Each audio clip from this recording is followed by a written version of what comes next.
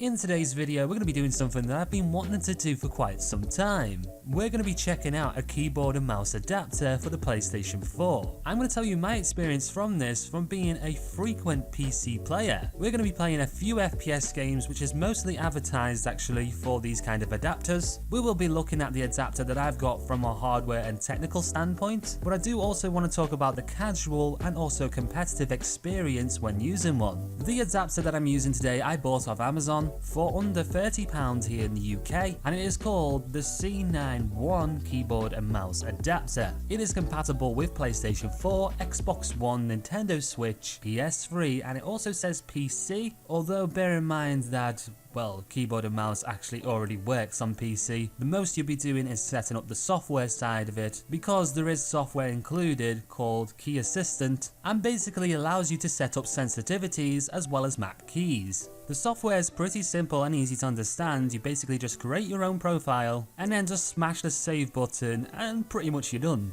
You don't exactly need a PhD in application development in order to understand this, which is good, I guess. Honestly, I was looking for a little bit more tweaking because there are a few issues that I do have with these kind of adapters, but I will definitely get into that. So let's talk about how this actually works. If you are a console gamer and contemplating buying one of these, then there is something you need to bear in mind right off the bat. You do need an official controller, either an Xbox One controller if you are doing it on the Xbox One, or a PlayStation 4 controller if you are doing it on the PS4. If you are using this on the PlayStation 3 or Nintendo Switch, however, the authentication process that is needed to register a controller is different. This means they've managed to bypass the authentication on those platforms. But because the way that Sony and Microsoft have wall-guarded the 8th generation consoles, it means that you do need a constant signal from an original control pad. Well, if you are doing this on an 8th gen machine. And well, I'm kind of guessing the people watching this video are going to be more interested in that anyway. Your keyboard and mouse and official controller all get plugged into the device. Then you plug the device into the PlayStation 4 or the console of your choice. You hit the preset PSN home button, either one of your choice or the preset one, and hopefully if all the settings are to your liking, you're off to the races. So really very easy to use from a technical standpoint as well as software, but what is the experience like?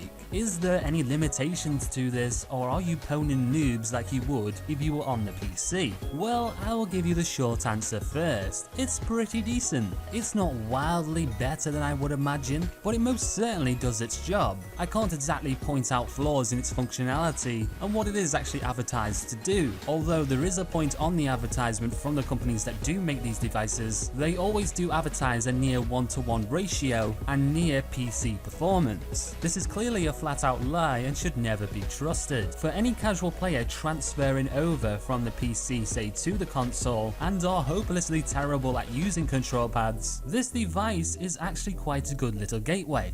But with that said, due to the emulation of the keyboard and mouse, it would actually never really replace the control pads on those platforms. This is because of the two big flaws that I really did notice about this device. The first problem is the sheer amount of input latency from the actual keyboard to the time the action is performed on the actual console. It's actually most noticeable in the kind of genre that these adapters are catering towards, and that is the FPS genre where reaction time is pretty much essential. Now in some games they do allow you to tweak button threshold, which can help actually rectify some of that issue.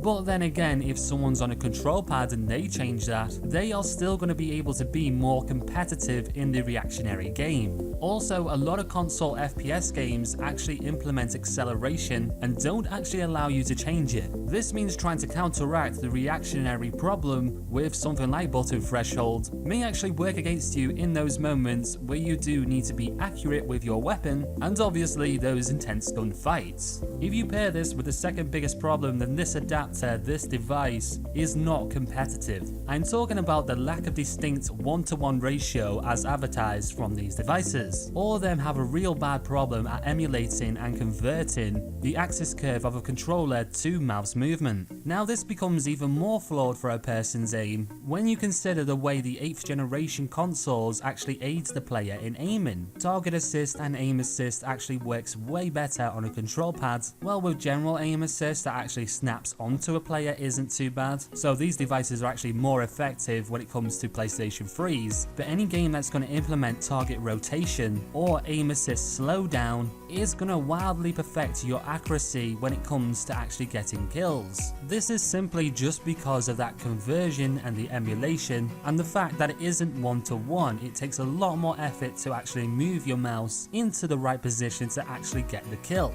This really does affect those who are more competitive though. I imagine if you're a low sensitivity gamer, it's not going to impact your game too much, but if you're used to just snapping to your target quickly and getting those shots off, doing it with accuracy on this kind of setup is going to be really hard. I would imagine if you did play with one of these all the time, you could actually compensate for some of these issues and probably naturally become really good with it. But after playing and using the control pads a lot recently and becoming more of accustomed to it, the majority of the time I do actually perform better with the control pad. And this is because by design, it was intended to be played that way. Maybe in the future we'll see, like, I don't know, a perfect one-to-one experience. But as it stands, emulation, adapters and converters is not exactly ideal for any competitive player, but does offer a decent enough experience for any dirty casuals out there. Or like I've already previously said, anyone coming from the PC to their first gaming console experience. Really the biggest issue is definitely that authentication and the fact that that introduces a lot of input latency, which means that you can't really be as competitive in terms of reaction time. Don't get me wrong, if you are a very good player, you will beat casual players 9 times out of 10. Even with a slight disadvantage. I guess it all depends on what kind of level you play at. But anyway, I think that's all I want to talk about for this video. It was very interesting to take a look at a keyboard and mouse adapter for the PlayStation 4. I think I delved deep enough into the actual technicals and explained it in a cohesive way. If you think I did, then please like the video, subscribe to the channel, hit that notification bell. I will be releasing new content weekly. With that said, keep on laughing, keep on keyboarding, and I'll see you in the next video.